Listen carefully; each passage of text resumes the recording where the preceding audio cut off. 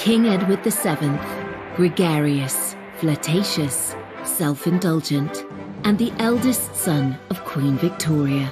He was a big person, and he liked being quite debonair. He knew exactly what to say to people. He had a reputation for being able to put people at their ease. He dragged the United Kingdom out of the Victorian era into a shiny new century and inspired the Edwardian age. He's like a great big sunburst. This was Britain at the heart of a very, very wealthy empire.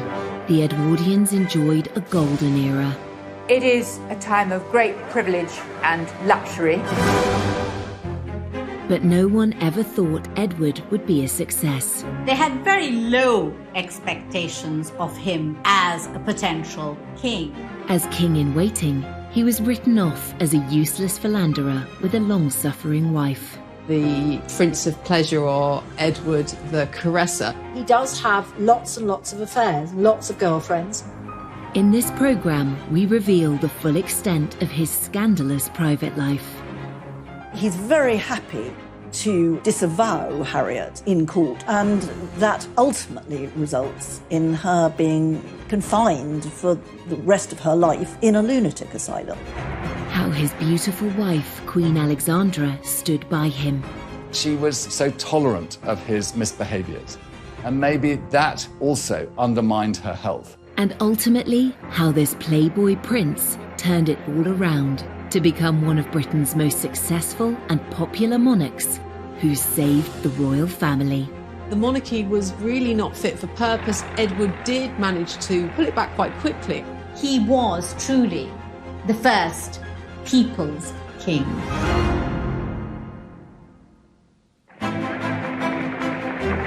London, the 9th of August, 1902. Coronation Day for the new King Edward VII. The ceremony marks the dawn of a new century and a new era of British royalty after 64 years of Queen Victoria. Edward's coronation was a huge affair. Much was expected of it, and really the eyes of the world were fixed upon London, anticipating this great event. He absolutely knew as king it needed to be one of those occasions with great ceremony and drama. And he made absolutely certain that he was the principal player in that story. King Edward was driven to Westminster Abbey, accompanied by his consort, Queen Alexandra, his wife of nearly 40 years. The ceremony wasn't filmed, but this fascinating footage reveals what it might have looked like. It was filmed more than a month beforehand in front of a charming painted backdrop of the Abbey. It was released on Coronation Day to great public acclaim. The coronation was a spectacular triumph. It would pave the way for the Edwardian age, which would go on to last for more than a decade until the outbreak of the First World War. The Edwardians enjoyed the spoils of the British Empire, in an era that would be known for its elegance in fashion and the arts, and its advances in design and technology. It was all a long way away from the gloomy formality of the Victorian age. It's ceasing to be the sort of horse-drawn, slow society. It's becoming the fast transit modern society with developments in transport, telecommunications, assembly lines are coming in. So this is becoming a recognisably modern society. And for the upper classes, I think you could probably say they never had it so good. The luxurious lifestyle of the Edwardian aristocracy is perfectly demonstrated in glossy romantic dramas like Downton Abbey. Low-paid domestic staff service the needs of their lords and ladies of the manor, a tradition that continued into the reign of King Edward's son, George V. Royal historian Alistair Bruce is an expert on the Edwardian era. In Downton Abbey, you see this sense of everyone having their place, be you the King Emperor at the top, or the person who scrubbed the streets or lit the gas lamps. Right from the start of his reign, King Edward was keen to transform the public face of the monarchy. That included upgrading Buckingham Palace and building Admiralty Arch, transforming the Mall into a world-class ceremonial route. The royal pageants we know today The weddings, jubilees and flypasts all have their roots in the plans of Edward VII. Going under Admiralty Arch down towards Buckingham Palace. All of that, in a way, was being constructed in this period and sort of being presented as something that had happened from time immemorial. King Edward's mother, Queen Victoria, was rarely seen in public. She had spent much of the last 40 years of her reign in mourning for her husband, Albert. Now, Edward wanted to put on a show. And this era is at the beginnings of celebrity, and he's right at the heart of this very sort of glamorous world. He goes to the theatre, the West End becomes this very glamorous thing. And Edward is sort of touching all these different bits because he's very much a man about town. He just never stopped eating, drinking and smoking cigars. And I think with his top hat at its jaunty angle, he represented the very embodiment of the age that took his name. Edward VII became a hugely popular monarch, but at the start of his reign, no one took him very seriously at all. He was thought to be a prince of pleasure with little experience of state responsibilities. There were reservations among some that really this was a hedonistic prince, but not really cut out for kingship. Nobody ever mistook him for an intellectual. He was a kind of good time boy. He could take people out. He would entertain them at banquets. He knew exactly what to say to people. There were all these sort of rumours that surrounded the new king, and Kipling, the writer, called him a corpulent voluptuary. He had a reputation as a playboy, as a womanizer. Henry James, the great American writer who lived in Britain, called him the arch-vulgarian. The womanizing king had had several high-profile relationships outside his marriage, pushing against the accepted boundaries of the time. And one of these relationships would end in a very public and scandalous trial that had the nation gripped. Lady Mordaunt was sectioned, effectively. She was declared mad. Her own family say, oh, she's mad, and they put her in a loony bin.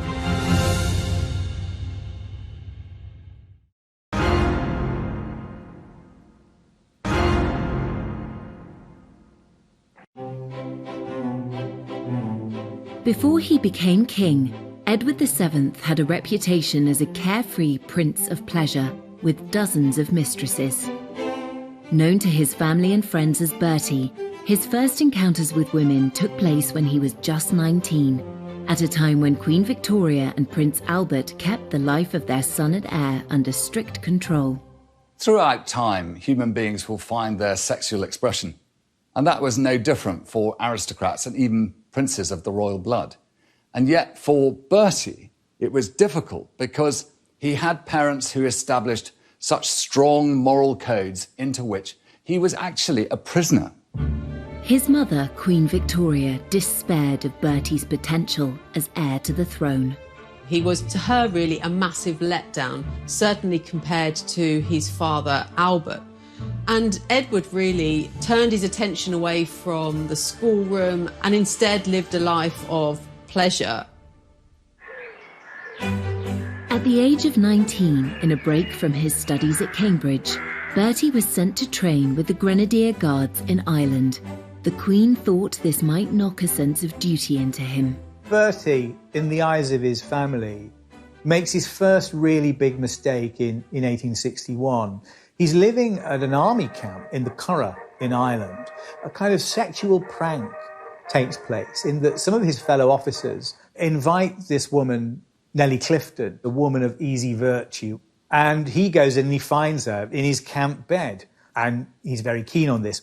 And I remember when I was researching this and looking at Bertie's diaries, there's an entry around his time at which he says, NC first time, NC is Nellie Clifton, NC second time, NC third time. So there's absolutely no question that the young prince slept with Nellie Clifton. But this was something that was completely normal for a young aristocratic male to do. It was only natural that his fellow brother officers would give him the chance to discover his sexual identity too. And what human being of that generation, given that huge opportunity in relation to the prison he'd lived in, would turn it down? When Victoria and Albert found out, they were appalled and urged Bertie not to be tempted by women. They were also trying to arrange his marriage to Princess Alexandra of Denmark. Albert dreaded the effect of what he called Bertie's fall from grace on their wedding plans. With this incident, it was his great worry that the future King of Denmark would not allow his daughter, Princess Alexandra, to marry a broken prince. Albert needn't have worried. Bertie's engagement to Alex went ahead without difficulty. Living in different countries meant they barely got to know each other before their marriage. And they met for the first time in the Cathedral of Speyer, near Heidelberg. They got on very well. But of course, the wedding itself had to wait several years because she was young. Alex was 16 at the time, the sweet-natured oldest child of Prince Christian of Denmark. She was famously gorgeous. She was very lively. She wasn't particularly bright or well-educated, but she loved having a good time and she rode a horse beautifully. She was a lot of fun to be with. They married 2 years later in 1863 and were very much in love. Bertie was faithful to Alex at the start, and she had no idea he had a roving eye. But he was soon meeting other women, at first out of her sight in the brothels of Paris. He does have lots and lots of affairs, lots of girlfriends. Even after he gets married, he had a tremendous reputation in Paris for visiting brothels and going to the theatre and having affairs with opera singers and actresses. In Bertie's social circle, adultery was really a sort of recognised sport. Bertie may have thought, well, you know, they're all at it, why on earth shouldn't I? Bertie's adventures in Paris began in 1864 when he was 23, just a year after his marriage to Alex. We know that he went to a very classy brothel called Le Chabonnet. Our knowledge about this mainly comes from later years when the fixtures and fittings of this very fancy brothel were sold off and certain kind of objects become associated with Bertie. The prince is said to have used this chair to entertain 2 women at once. But this is a kind of 2-level construction. It has a kind of a platform at the top and a platform at the bottom, and it has handles. And it's quite hard, to be absolutely frank, to work out quite what you would do on this. It's believed Bertie also enjoyed the use of this silver swan-necked bathtub. Infamously, he was said to have a bathtub which he liked to fill with champagne to entertain his ladies. Bathing in champagne seems a bit like the idea is probably better than the execution. Bertie may have pulled off these escapades in France without the knowledge of his wife or his controlling mother. But he had other relationships closer to home, which soon came to their attention. It's very hard to know how many mistresses Bertie had. There's hardly any letters, any correspondence from women is preserved in Bertie's papers. And this makes it very difficult to trace the exact nature of his relationships with all the women who were named. Bertie's favourite women came from aristocratic and celebrity backgrounds. He would meet them at society dinners, dances, and even at the theatre. We know he had very much a soft spot for Wagner, but we also know that he liked a more kind of rumbustious sort of theatre, the sort of theatre in which people showed their legs.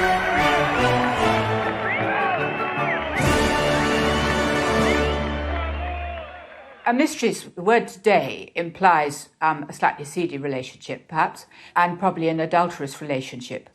For Edward VII, I think he thought these relationships were sort of what he deserved to have as prince.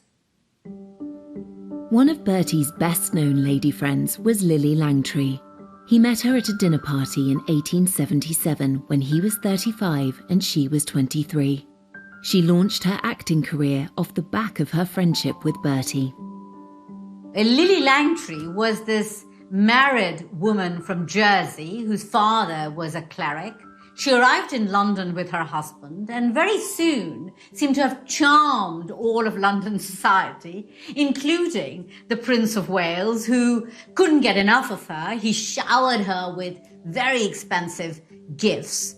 They went to a party on board a ship and the captain, for a joke, filled the cabins with laughing gas. And you can imagine that was a rather riotous occasion. When Lily wrote her memoirs, she played up her role as a royal mistress. But Bertie's surviving letters and diaries offer no evidence of a physical relationship. Really, a break came between them when she put a spoonful of strawberry ice down the back of his neck in public. And that was a line that she crossed, and the relationship really cooled after that. Lily had affairs with other young aristocrats and gave birth to a baby daughter outside her marriage. Bertie was quick to distance himself from Lily, but his intimate relationships with other women showed no signs of slowing down. His 30-year friendship with Lady Jennifer Churchill, the mother of Winston Churchill, started because Bertie was friends with her husband, Lord Randolph. It's one of the few relationships that's quite well documented. His letters to her survive because she kept everything, and they say things like, "Can we meet for tea? And would it be possible for me to come to luncheon?" Very often there's a lot of sort of endearments, but it doesn't mean that this was a sexual relationship.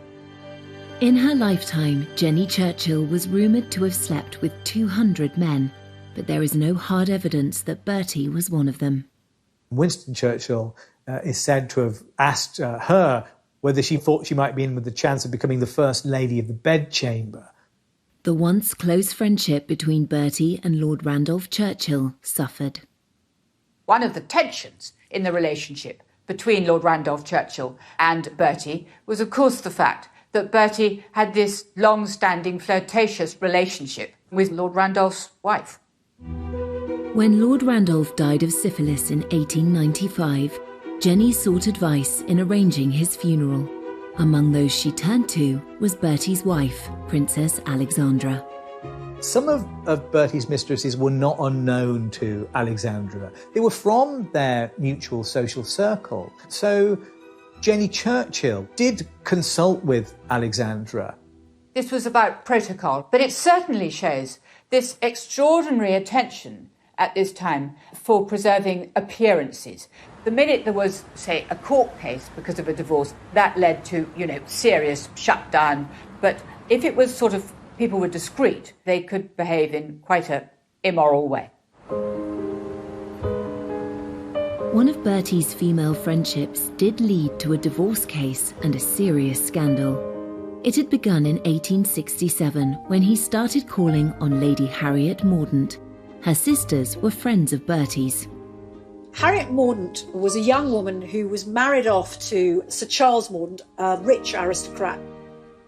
Harriet was 20 and 12 years younger than her husband. When he went abroad on a fishing holiday, Bertie visited her in the country and watched her riding her 2 new white ponies. But Sir Charles came home early and found them together. Historian Anne Somerset is one of Harriet's descendants. He flew into a terrible rage, and the Prince of Wales made himself scarce. Sir Charles had the ponies dragged before Harriet, and the ponies were shot before her eyes.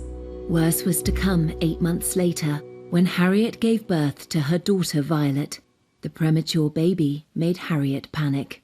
The child sort of developed something slightly wrong with her eyes, and Harriet leaps to the conclusion that she's infected her with venereal disease. So she calls Sir Charles to her and she tells him that the child isn't his, that she's misbehaved with a number of men, including the Prince of Wales. Once again, Sir Charles flew into a rage. He ransacked Harriet's desk and found letters from several men, including Bertie, though his were innocuous. When her husband wanted to divorce her, he called Bertie as witness. But in the end, rather than go to trial, Lady Mordaunt was sectioned effectively. She was declared mad. Her family, her own family, say, "Oh, she's mad," and they put her in a loony bin rather than allow her to appear in court. Despite his wife's absence, Sir Charles pressed on with the trial. It led to lurid headlines in papers such as the Illustrated Police News, with Bertie tagged as the royal visitor. The Prince of Wales was the star witness, but spent little more than 5 minutes in the witness box. He was questioned in a very cursory way in that court. He wasn't asked anything very detailed. He was simply asked in a way to deny the affair. He's very happy to disavow Harriet in court under oath. And, that ultimately results in her being confined for the rest of her life in a lunatic asylum.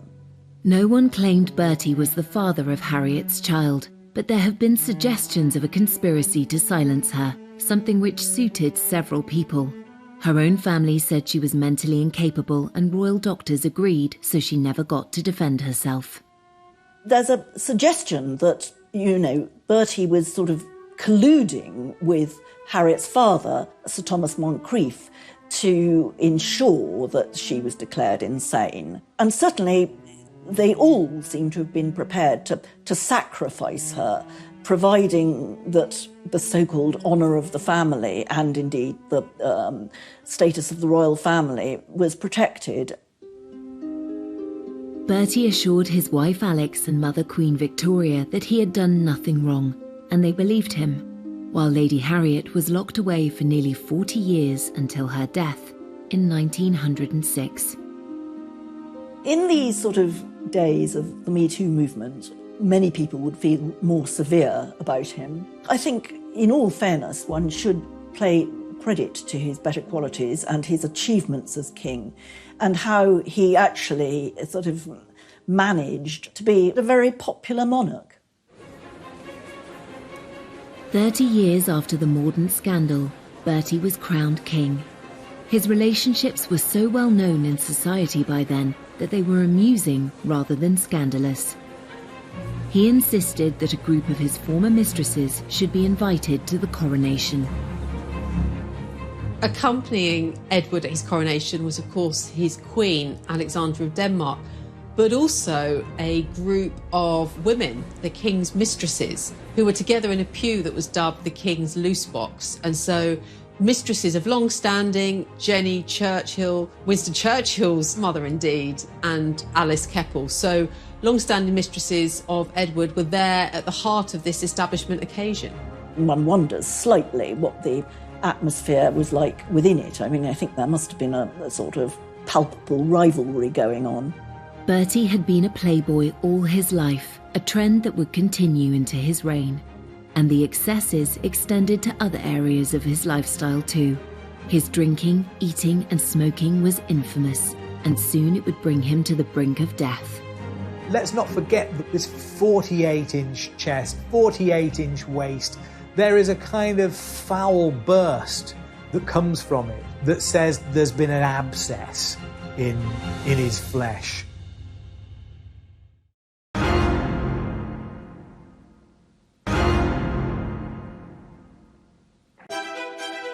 Edward VII spent more than 2/3 of his life with Alexandra of Denmark, his wife and queen consort. At the age of 18, Alex took part in an arranged marriage with the rebellious and hedonistic Prince Edward, who had grown up starved of affection by his strict parents. I think it's quite clear that Bertie turned out the way he did because he felt neglected and unloved at home. He had so little love in his family that he went out of his way to find affection outside. Alex tried her utmost to be the love of Bertie's life, but when he needed more than she could provide, Alex found ingenious ways to ease the heartache it caused her. There's something about the nature of that marriage that in part explains why he was never faithful to her, because it was one that was in essence imposed upon him. But it was advertised as a love match. Alex was 3 years younger than Bertie. He first saw her photo in 1861 when she was 16. Her father, Prince Christian, was heir to the throne of Denmark. They lived in a palace in Copenhagen. Alexandra made her own clothes as a child. She shared a bedroom with her sister into her teens. There are stories about her recycling her clothes as furniture covers. Can't really imagine Queen Victoria doing that. They were very fond of each other, and they were also very active. Alexandra's father made them all do kind of, I think, what you call calisthenics now. You know, they had to kind of go outside and jump and do star jumps. Bertie and Alex's wedding took place under a cloud. His father Albert had died and Queen Victoria was in mourning. She insisted the ceremony should take place in Windsor. Queen Victoria thoroughly approved of Princess Alexandra, and indeed, to a certain extent, had sort of hustled Bertie into proposing to her. But she didn't want it to be forgotten that she was this grieving widow, still in the throes of terrible unhappiness at having lost Albert. The newspapers were very critical of Victoria's decision. Punch, for instance, wrote that the wedding was going to be in an obscure Berkshire village, which only had an old castle and very poor sanitary arrangements.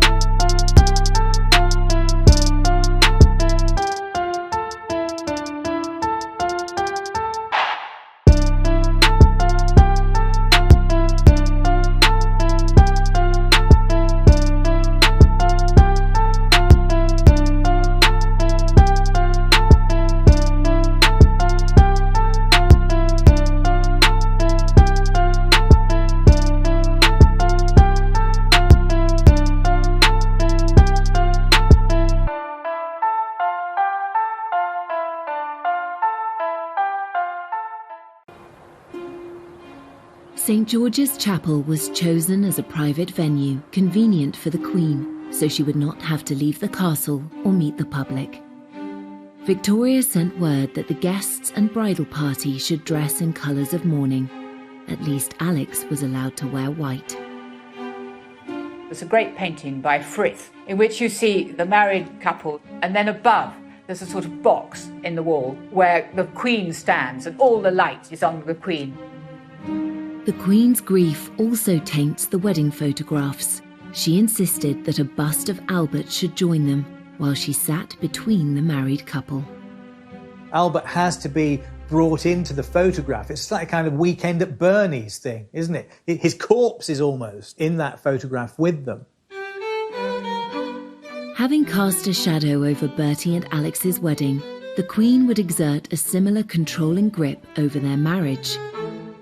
Though he loved his mother and wanted to please her, Bertie struggled to find a role for himself. She tries very hard to stop them from having dinner parties and tells them they shouldn't be going out, and that when Alexandra has her period, Queen Victoria wants to know about it and she shouldn't be going out then. I mean, she really tries to micromanage them. It shows Victoria's influence on her son and her daughter-in-law, and she refused to kind of give him access to cabinet papers. She really didn't want him to step up and play a role. There was the thought that Edward would, if he was given responsibilities, he wouldn't necessarily stick to them, or he would go off partying, or he'd show the papers inappropriately to other people. With no immediate royal duties to take up after their wedding, Bertie and Alex moved into Marlborough House on London's Pall Mall, a stately home less than a mile from Buckingham Palace. The young couple became the toast of high society. When Bertie and Alex sort of plunged themselves into the social world, It was very exciting. Invitations to Marlborough House were hotly coveted. The Marlborough set, the people associated with them. There's a sort of frat house kind of atmosphere, I think. Everybody stays up late, they play billiards, they drink quite a lot. Bertie and Alex were London's most fashionable couple, and Alex soon established herself as an influencer. Society women rushed to follow her example. Alexandra had an incredibly good figure, and she loved clothes, and she had a natural sense of what looked good. She popularised jewelled chokers or multiple strings of pearls or diamonds, but actually that was to hide a scar on her neck. But she looked so attractive that other ladies adopted the whole fashion, and that became all the rage. Alex also had a positive influence on the reputation of the royal family. She was a person who worked through persuasion rather than by aggressive argument. But she found ways of getting her own way. Alex was soon boosting the royal couple's reputation around the world. When they visited Egypt and Turkey, she was paid a great honour by one of the world's most influential leaders. One of the great powers at the time was the Ottoman Empire. And of course it was Muslim at heart, and the Sultan who ruled it was one who observed all those ancient strictures of his faith. And yet a very special opportunity was given to Alexandra to be his guest for dinner. Now this was incredibly rare. It was actually unheard of. And yet, because I think she had set such a fine example, she was always so adroit in her behaviour, and she was always so poised, that the Sultan expressed his own affection for the United Kingdom and the power of the British Empire by giving this very single privilege. The Prince and Princess of Wales had 6 children, 5 of whom survived into adulthood. The Queen was determined to watch them all being born, but the last thing Alex wanted was her controlling mother-in-law to show up. This may be nothing more than kind of rumour and tradition, that Alexandra's pregnancies were only admitted late in order to kind of wrong foot Victoria, so she wasn't there waiting outside the door to impose herself as each new baby arrived. Alexandra had 3 children in the first 4 years of her marriage. They weren't perfect pregnancies at all. I mean, her first child, Eddie, was 2 months premature, and her third child, Louise, was born when she herself was ill. At the time of Princess Louise's birth, Alex was so ill with rheumatoid fever that rumours of her imminent death began to circulate. The Times newspaper had to publish an official denial. The severe pain in her knees and legs meant she could only sleep with the help of opium or laudanum. Alex was also hard of hearing, and her illness made it worse. As Alex grew older, she was almost stone deaf, and she also had a limp, and she was therefore very conscious in public, and she couldn't sort of participate in Bertie's vigorous social life of dancing and parties. Alex was determined not to be overwhelmed by her health problems. Once she'd recovered and resumed her role as Bertie's rock, she found ways to create a rewarding social life that meant she could avoid his late nights out. She insists on dancing. She was a great dancer. She was wonderful at waltzing. And she always danced with what came to be known as the Alexandra glide, which was keeping one leg straight. She developed a limp, but she limped so gracefully that other ladies actually sort of started copying her and affected a slight limp themselves. Alex preferred the quiet life at Sandringham to noisy London society. She loved Bertie despite his affairs and grew to accept the life he led in London with other women. Bertie couldn't manage without her and always went home to his wife and family. She was looked after by Bertie, and he was a devoted husband and father. It's difficult to know how accepting Alexandra was of Edward's philandering ways, and I think there is evidence to show that she came to a certain level of acceptance. And yet she was so tolerant of his misbehaviours. and maybe that also undermined her health. But together they were a great team. Queen Victoria may have supported Bertie in public, but thought his behaviour was not befitting of a future king. All his life, Bertie was a constant disappointment to his mother, except in the last moment before she died. She seems pleased to see him, and she speaks his name. So that, as far as we know, Bertie is the last word that Victoria spoke. And it's a kind of forgiveness, I think, perhaps, at the end. It's a sort of reconciliation. After nearly 60 years in waiting, Bertie, the Prince of Wales, was now King Edward VII. But his decades of smoking, drinking and overeating were quickly catching up with him. His doctors warned him that without urgent treatment, he might die in the middle of his coronation ceremony. There's a possibility that it's appendicitis, but once Treves cuts into the body, let's not forget this 48-inch chest, 48-inch waist, there is a kind of foul burst that comes from it that says there's been an abscess in his flesh. The nation, indeed the world, held their breath. In the end, the 40-minute procedure was successful. He sat up in bed, he emerged. In a way, this added to the sense of excitement and expectation.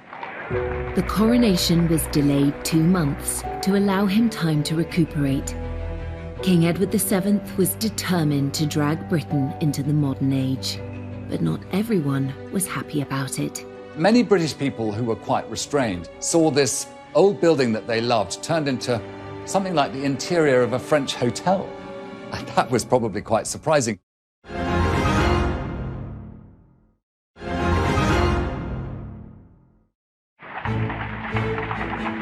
When Edward finally became king, he was determined to modernise the monarchy.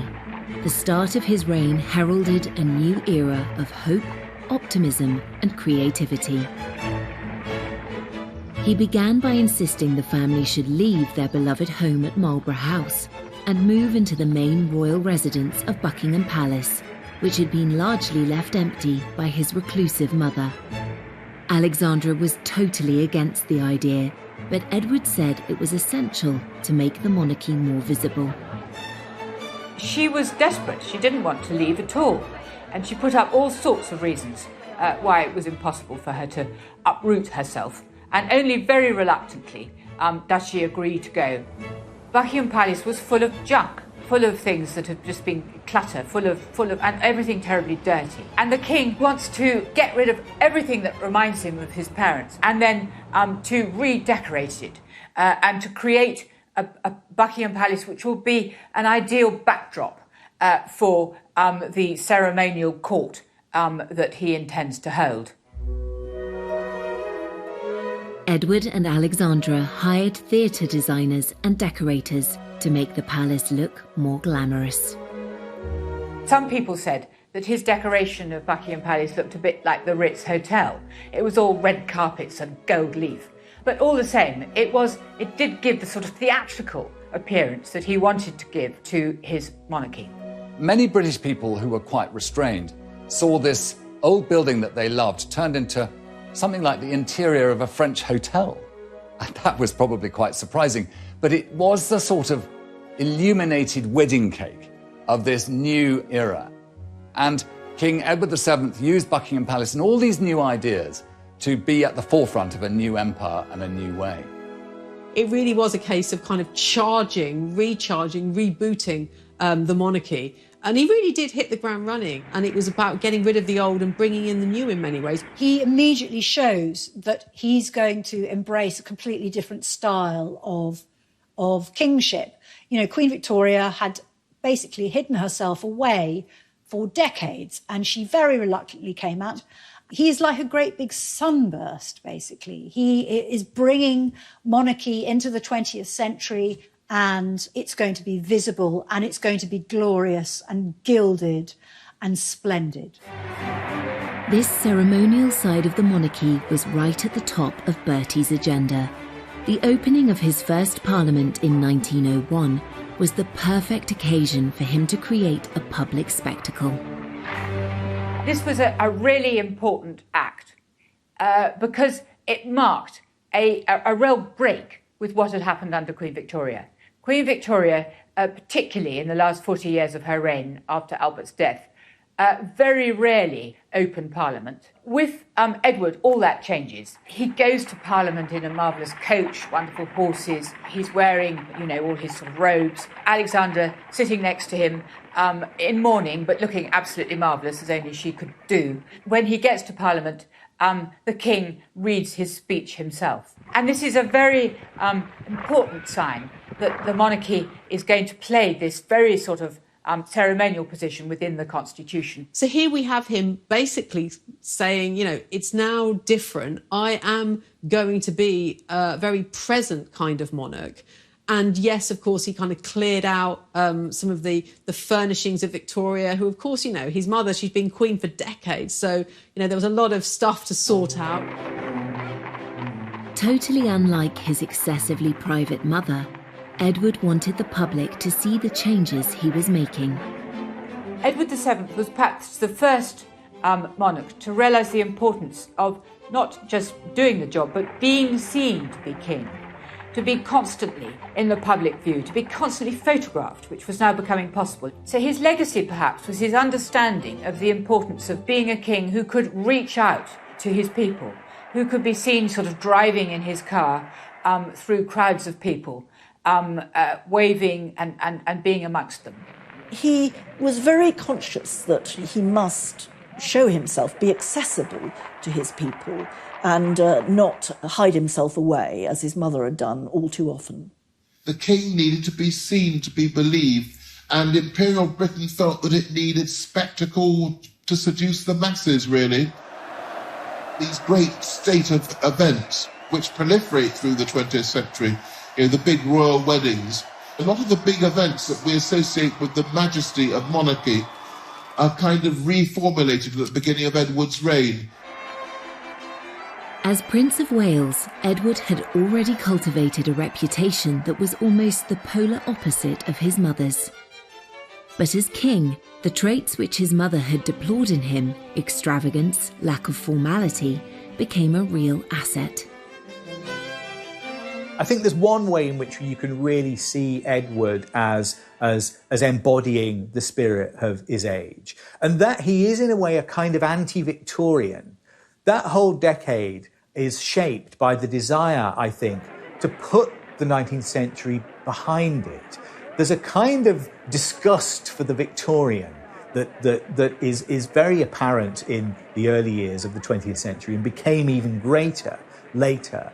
And in a sense, that whole era is rebelling against Victoria, is trying to make a break with her, just in the way that he also tried to expunge the Victoria from his life once she departed the picture.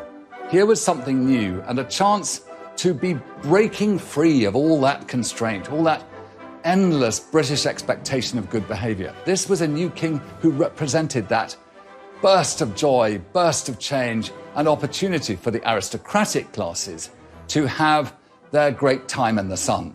And the ebullience that had perhaps got him into trouble became the very element that made him the success he was. The king loved the new technology that was coming on stream, and he was personally involved in a major moment in international communication.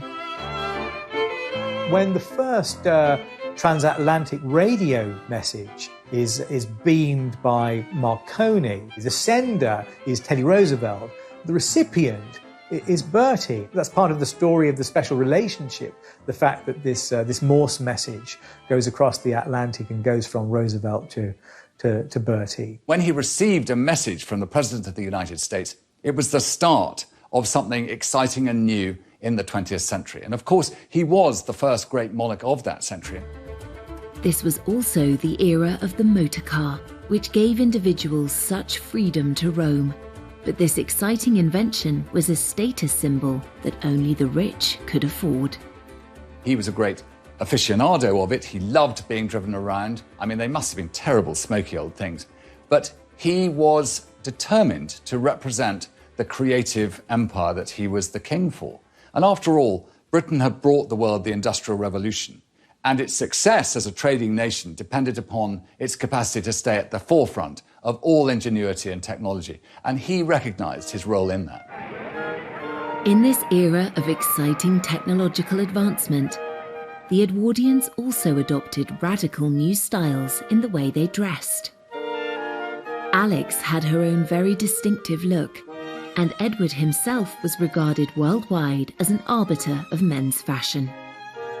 When Edward VII became king, it was a time when gentlemen of his station would change no less than 7 times a day. And so dress and clothing was very much a part of the apparel of kingship. And there was a lot to cover. He was a big person, and he liked being quite debonair, quite ebullient in the way he chose to dress. He also set another trend which still holds today. The tradition of having the lower button on a waistcoat undone. Again, that was Edward's invention as a product of his large stomach. It's still something that you're told to do if you get married in a suit from Moss Bros. And it's said that he's the founder of this tradition, and it's slightly a way of disguising the fact that his belly is kind of bursting through this garment. For the ladies, voluminous skirts were out and the Gibson girl was in. Named after an American artist, this embodiment of the ideal Edwardian woman was slender, with an ample bosom and hips, and hair piled up on her head. It's a period of great change in women's fashions. That Gibson girl look, with the waistline going higher and the neckline going lower, and all of those enormous picture hats that would have been a great annoyance to anybody in the cinema, I think, or in the theatre. The actual materials that were being used to craft these fantastic ensembles was very much about creating a sense of richness. It is an era that really celebrated innovation in terms of fashion, using chemical lace, using machine-made objects, using garments that were made. It's really the beginning of the fast fashion era of mass manufacture, and so there's a great sense of new designers, new in all sorts of different ways, that punctuates it as a very exciting decade in fashion.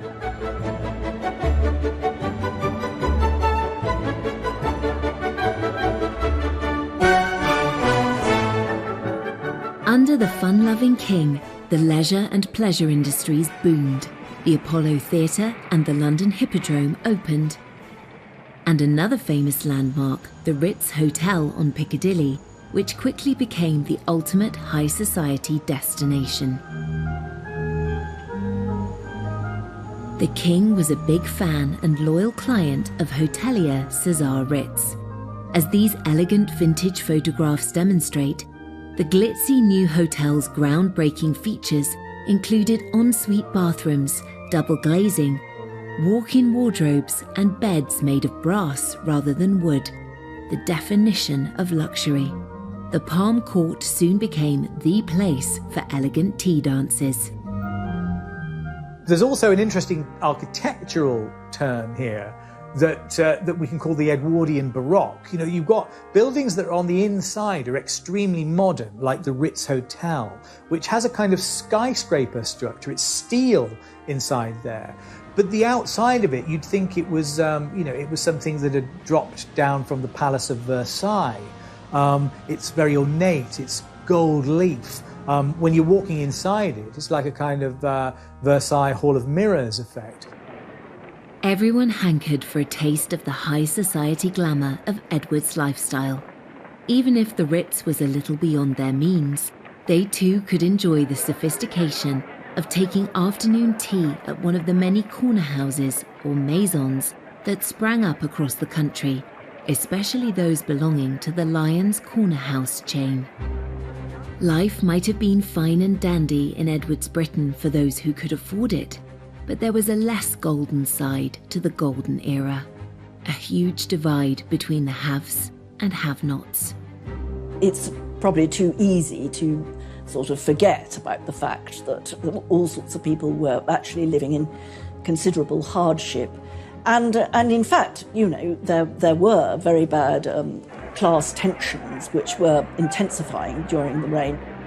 Many thousands of men and women were in service at this time. It was a huge employer, but there's no doubt that the hours were long. It was incredibly difficult work. Often the treatment could be very poor. And so life in service really highlighted that distinction between the super rich and those people who were actually providing them with service in the country house setting. The Edwardian era is it's a kind of golden age before the horrors of the First World War. It is a time of great privilege and luxury. But on the other hand, where the Edwardian era gets its sort of tension from is that it's also a period of extreme inequality in income, a period of acute poverty, and a period when you see the beginning of important welfare reforms. Though life in Edwardian times changed dramatically, some things stayed the same. Edward was still seeking companionship from women who were not his wife, and one of them has a direct link to Prince Charles.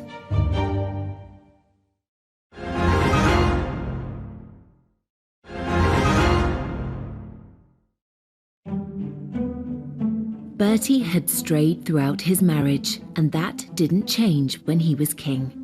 And one woman had the dubious honour of becoming known as his last mistress. Alice Keppel was famous before she started her affair with Edward because she was one of the sort of most famous society hostesses in London. Her dinner parties were a hot ticket because lots of politicians and, famous aristocrats would be there. People are made to understand that if they want to have the king to dinner, or if they want to have him to stay, Mrs. Keppel must come too. So she constantly accompanies him, and she has a very good effect on the king. She was able to put him in a good mood. If you wanted something out of the king, the best thing was to ask Mrs. Keppel, and she will get the right answer. She was witty, she was quick, she was interested in politics. She was able to act as a kind of bridge between the king and some of the liberal leaders with whom he didn't get on very well, people like Lloyd George. Basically, they both enjoyed being with each other. I don't think it was a very passionate affair, but it was a sort of, it was rather a grown-up relationship. Mrs. Keppel is very interesting because she is much younger than him, and the relationship is one of companionship and friendship. I don't think it is necessarily the same sort of sexually promiscuous relationship that he may have enjoyed in his youth. There's an interesting way that history repeats itself in the relationship between Bertie and Alice Keppel, because, of course, two direct descendants of those people are Prince Charles and Camilla Parker Bowles. Camilla, the current Duchess of Cornwall, happens to be the great-granddaughter of Mrs. Keppel. It says something about what I'm going to call a kind of class consciousness that goes down the generations here. These are people who are all from the same part of society. They all had relationships with each other. Those lines of descent follow, and all their great-great-grandchildren still all know each other. So I think it says something about a kind of continuity of social life, and possibly a continuity of mores from the beginning of the 20th century to the end of it. Two women played a crucial part in shaping the king Bertie became. Mrs. Keppel helped him to broker his relationships with the leading politicians of the day. Meanwhile, his wife Alexandra was by his side on big state occasions, helping him wow the crowds and also throwing herself into charity work. Alexandra was strong-minded, and she had a very strong sense of dress. And she also had a sense of theatre. The night that mourning for Queen Victoria was due to end, there was a court ball, and she was repeatedly asked if ladies were still expected to be in black. And she was very evasive. She managed not to give any sort of answer. So the lady guests took the decision to play safe, and all came dressed in black. Suddenly the doors open and Alex enters looking sort of radiant, stunning. all in white with diamonds.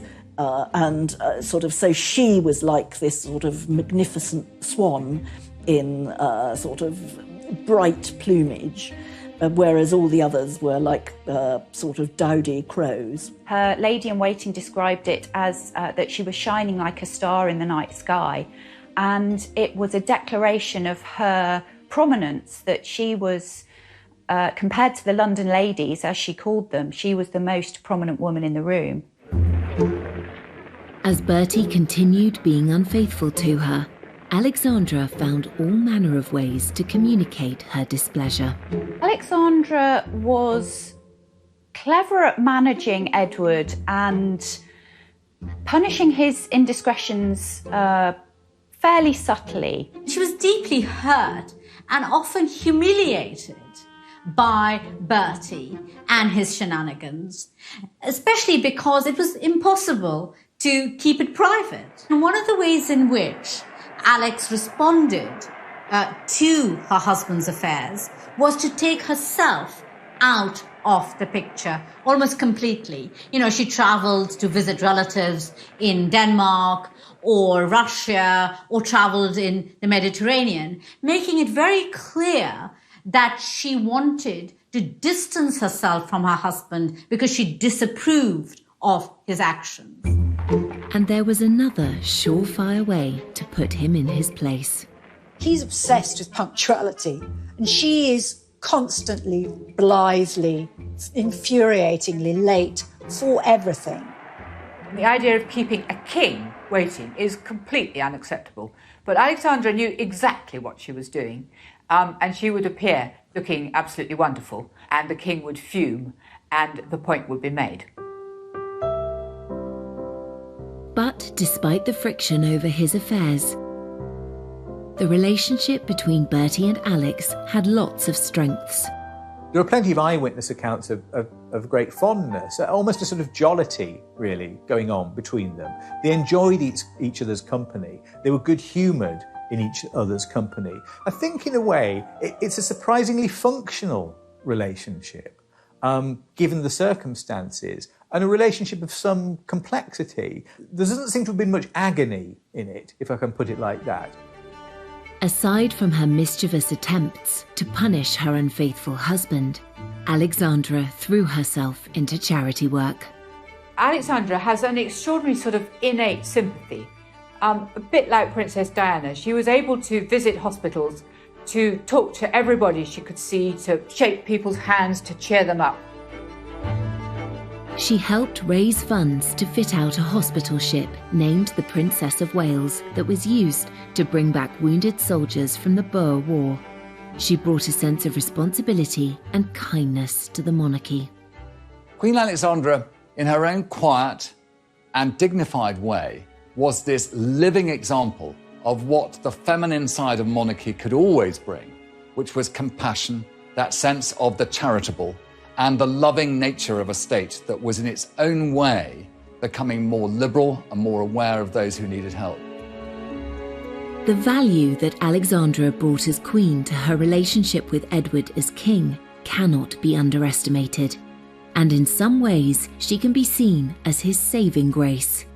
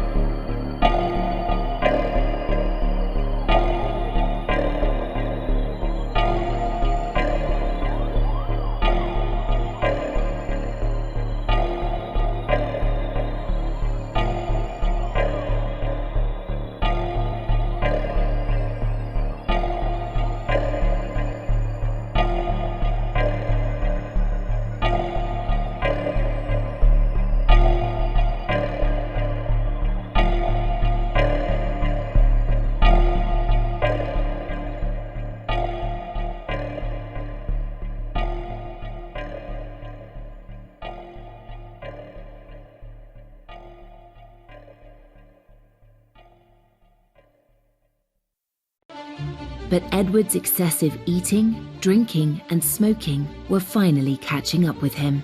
Every larder had been opened to him, every drinks cabinet, and a lifetime of that indulgence was bound to take its course. And his health did decline, and everyone could see it. Queen Alexandra watches this with great sadness. He had achieved so much since he came to the throne, but his reign was about to come to an abrupt end.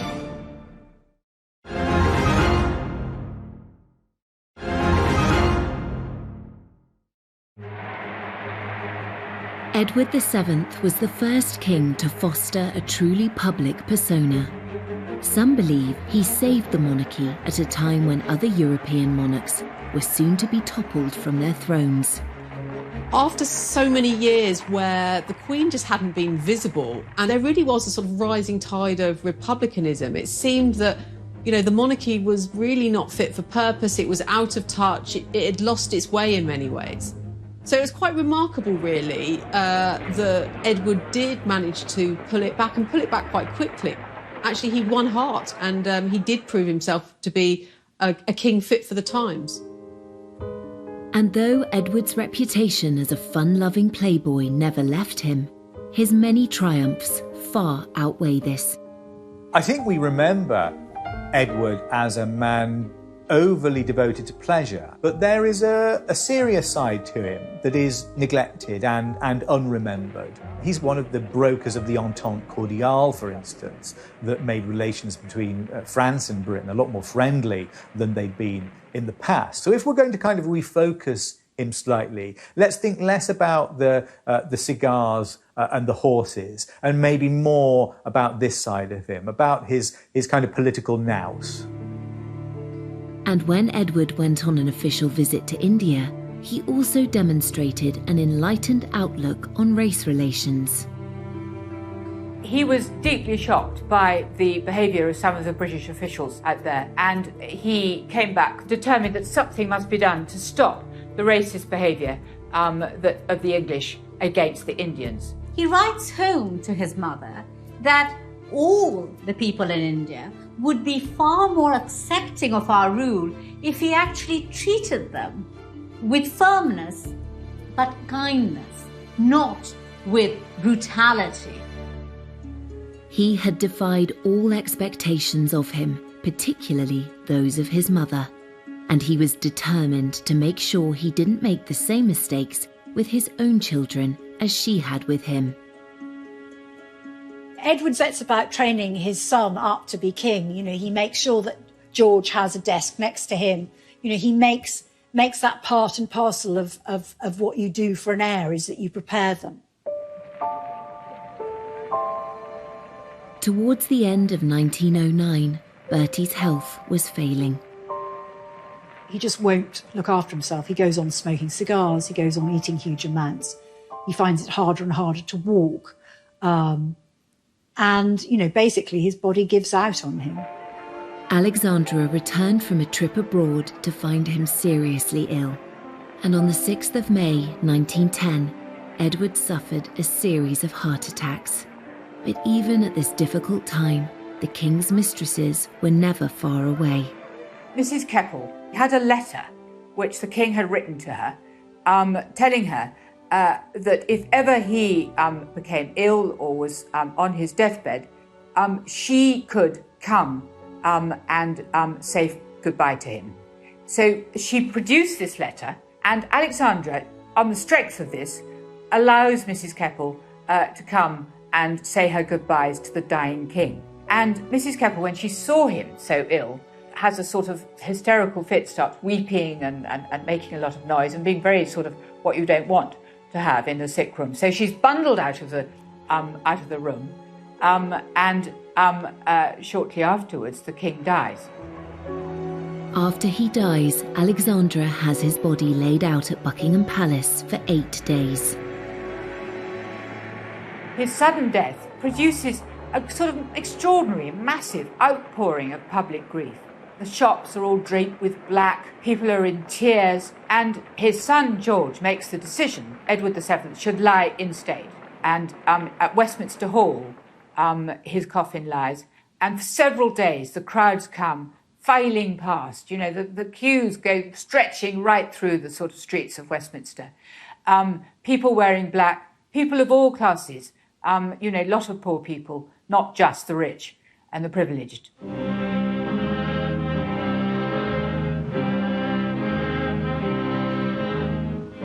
Predictions he would be a terrible king had been proved totally wrong. His funeral was held 11 days after his death, and it too drew huge crowds. The funeral of Edward VII is, in a way, it's the biggest production number of his career.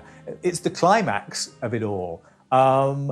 He has been the person pushing for this kind of monarchy, this highly ritualized, spectacular version of monarchy, where all its processes are attended by a sense of choreography, a sense of style too, and a sense of the people being involved as spectators and participants.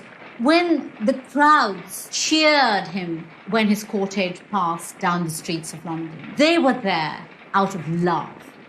Love for a king that in a very short period of time had managed to establish a relationship with the people that was unprecedented. He was truly the first people's king. I think he's represented the grandfather everybody wanted. And this is what royalty does. It sort of embodies that generational reality that every human being lives. And he was very much a part of a dying age. And with the death of the king, the joy and frivolity that he represented and embodied, I mean literally embodied, was seen to be vulnerable, mortal, and gone. Edward VII is remembered as a wise king and a great sportsman. The Edwardian era, like the Victorian era, has now become a legend. In less than a decade, the Playboy prince had managed to create an entirely fresh, new era. One that is still very much remembered and loved today. A lot of people felt a great sense of regret that the reign of Edward VII was cut short. And some people suggested that, if he'd lived, possibly the golden era could have continued and possibly the First World War could have been avoided. One legacy of his reign was the fact that the monarchy in Britain survived as it did throughout the 20th century, particularly the First World War, when so many other kings fell from their thrones. Edward VII did succeed in reforming and modernising the monarchy, and perhaps more than that, making the monarchy sort of central to people's sense of being British. He showed how he could play a difficult situation in lots of ways with, the rising tide of political and social reform and the pressures in Europe. He actually played those to his strength and was seen to be a measured, peacemaking, constitutional monarch, actually exactly what was needed at the time. After less than 10 years on the throne, Edward VII created an impressive legacy. And what of the era that was named after him? When people look back at that time, there is, at one level, a great deal of nostalgia for a lost age of long, lazy afternoons punting on the rivers and evenings spent in, going to the theatres or the music halls in London. He reigned during a remarkable period of flux, and it's left us with romantic impressions of high society living and a touch of bygone luxury that we all secretly long for.